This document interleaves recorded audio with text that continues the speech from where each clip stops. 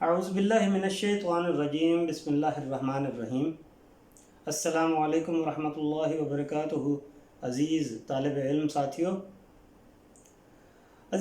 آج کا ہمارا موضوع حضرت خواجہ حسن نظامی رحمۃ اللہ علیہ کی شخصیت پر مشتمل ہے، اور آج ہم ان کی شخصیت کو جاننے کی ایک کوشش کریں گے اور ان کی نثری خصوصیات کا جائزہ لیا جائے گا۔ حضرت خواجہ حسن نظامی،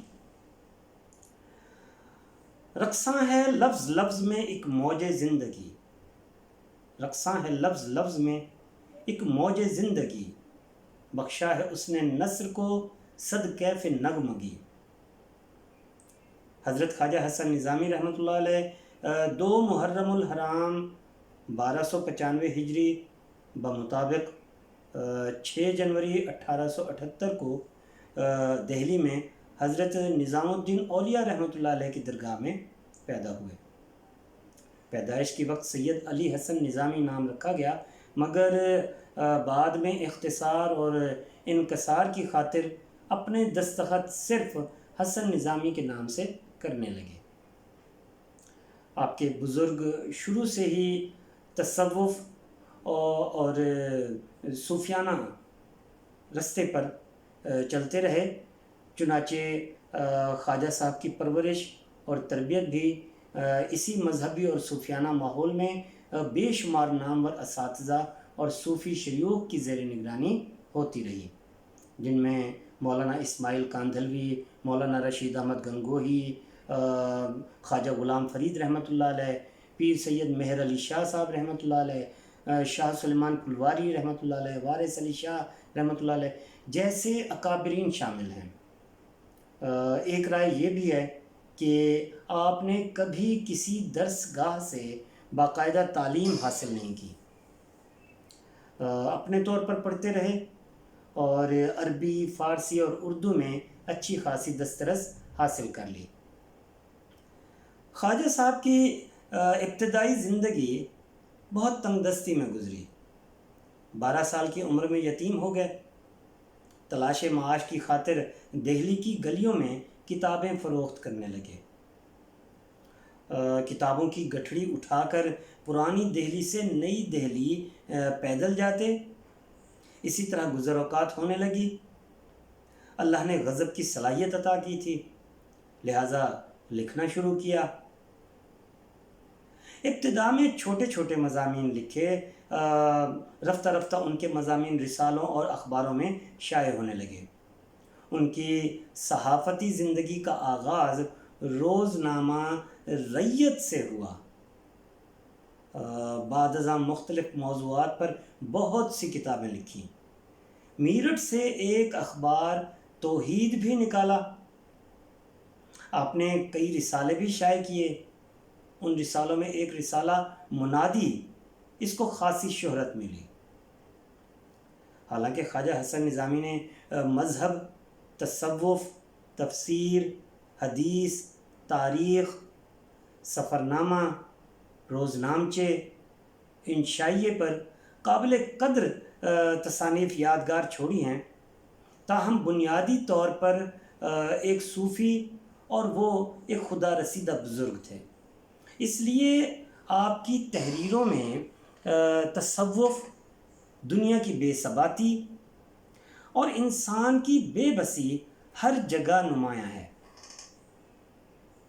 سپارہ دل، بیگمات کے آنسو، بہادر شاہ ظفر کا روزنامچہ، غدر دہلی کے افسانے، غدر کے صبح و شام، انگریزوں کی بکتا، قرآن آسان قاعدہ،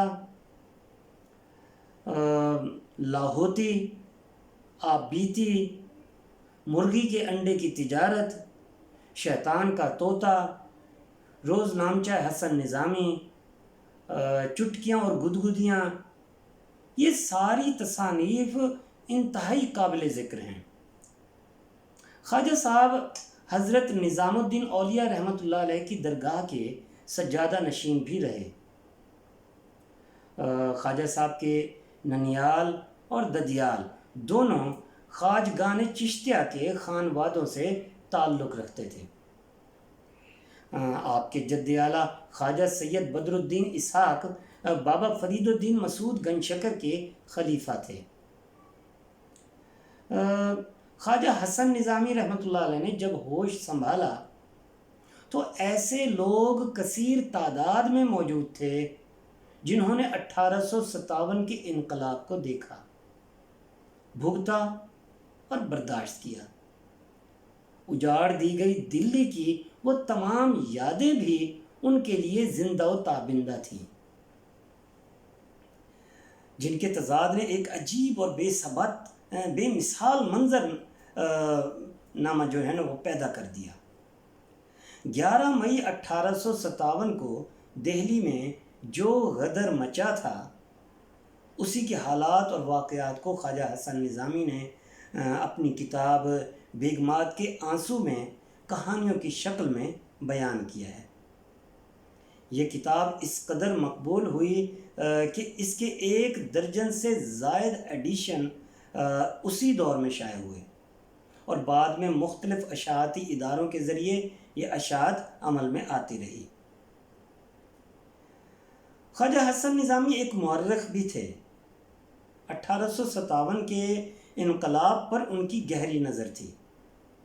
انہوں نے اس ضمن میں جو کتابیں تحریر کیں ان میں بیگمات کے آنسو، غدر کے اخبار، غدر کے فرمان، بہادر شاہ ظفر کا مقدمہ، غدر کی صبح و شام، محاصرہ دہلی کے خطوط، یہ ساری تصنیفات شامل ہیں۔ یہ سب کتابیں تاریخ کا بیش قیمت سرمایہ سمجھی جاتی ہیں۔ خواجہ صاحب نے ہر موضوع پر لکھا۔ شاید ہی کوئی ایسا موضوع ہو جس پر ان کی کوئی تحریر نہ ملے۔ ان کے دلچسپ اور اثر انگیز افسانے ان کی شہرت کا باعث بنے۔ علم دوست شخصیتوں نے ان کے سفر ناموں، افسانوں اور مضامین کو اپنے کتب خانوں کی زینت بنایا، اور بہت کم عمر میں وہ ایک صاحب طرز نثر نگار کی حیثیت سے جانے پہچانے جانے لگے۔ انہوں نے معمولی مضامین خوبصورت اور دل نشین انداز میں ایسے رقم تراز کیے کہ ان کی مثال نہیں ملتی، اور اردو نثر کو جدت کی راہ پر انہوں نے گامزن کر دیا۔ آپ کی عظمت کا اعتراف کرتے ہوئے علامہ اقبال فرماتے ہیں کہ اگر میں خواجہ حسن نظامی جیسی نثر لکھنے پر قدرت رکھتا ہوتا تو کبھی شاعری کو اظہار خیال کا ذریعہ نہ بناتا۔ بلا شبہ اردو نثر نگاروں میں خواجہ حسن نظامی کی ذات قابل قدر ہے، اور وہ منفرد رنگ کے مالک ہیں۔ انہوں نے یعنی خواجہ حسن نظامی نے آپ بیتی بھی لکھی، سفر نامے بھی لکھے، سفر نامہ حجاز مصر و شام، سفر نامہ ہندوستان، سفر نامہ پاکستان، یہ قابل ذکر کتابیں ہیں۔ اس کے ساتھ ساتھ گاندھی نامہ اور تماچہ بر رخسار یزید بھی ان کی اہم کتابوں میں سے ہیں۔ خواجہ حسن نظامی نے انشائیے بھی لکھے، جھینگر کا جنازہ، گلاب تمہارا کیکر ہمارا، مرغ کی اذان، مچھر، مکھی، الو وغیرہ وغیرہ، یہ ان کے مشہور انشائیے ہیں۔ خواجہ صاحب کی تحریریں نہایت سادہ اور سلیس اور دلکش ہوتی ہیں، جن میں شوخی اور لطافت کا پہلو بھی جھلکتا ہوا دکھائی دیتا ہے۔ ان کا کمال فن اس وقت عروج پر نظر آتا ہے جب آپ کے انوکھے اور اچھوتے مضامین نظر سے گزرتے ہیں۔ انہوں نے نہایت انوکھے موضوعات پر خامہ فرسائی کرتے ہوئے اپنی مہارت کو معراج پر پہنچایا، اور بڑی خوبصورتی سے ان مضامین کو پرکیف بنا دیا۔ ایک مضمون گلاب تمہارا کیکر ہمارا میں وہ لکھتے ہیں کہ آخر یہ میاں گلاب کس مرض کی دوا نہیں، پیٹ میں درد ہو تو گلقند کھلاؤ، ہیضہ ہو جائے تو گلاب پلاؤ، اور اگر مر جاؤ تو قبر پر چڑھاؤ۔ ان کی بعض تحریروں میں درد و الم کا عکس بھی نظر آتا ہے، خاص طور پر ان کی تحریر غدر دہلی کے افسانے کے مطالعے کے بعد ایسا لگتا ہے گویا مصنف نے تحریر اپنے خون دل سے رقم کی ہے۔ وہ اس قدر جذباتیت کے ساتھ رنج و الم کی تصویر کشی کرتے نظر آتے ہیں کہ قاری متاثر ہوئے بغیر رہ نہیں سکتا۔ ادیب ہونے کے ساتھ ساتھ خواجہ حسن نظامی ایک صاحب دل صوفی بھی تھے۔ رشد و ہدایت کی مسند انہیں ورثے میں ملی تھی۔ وہ اپنے خیالات کو قلم بند کرتے ہوئے معرفت الہی کے رنگ میں بڑی خوبصورت یعنی طریقے پرو دیتے ہیں۔ اسلوب میں والہانہ جوش اور ایک سچے عاشق کے دل کی صدا سنائی دیتی ہے۔ خواجہ صاحب کی نثر نگاری کی مقبولیت کی ایک اور وجہ بھی ہے، اور وہ یہ کہ آپ کی تحریروں میں فکرے مختصر اور جامع ہوتے ہیں۔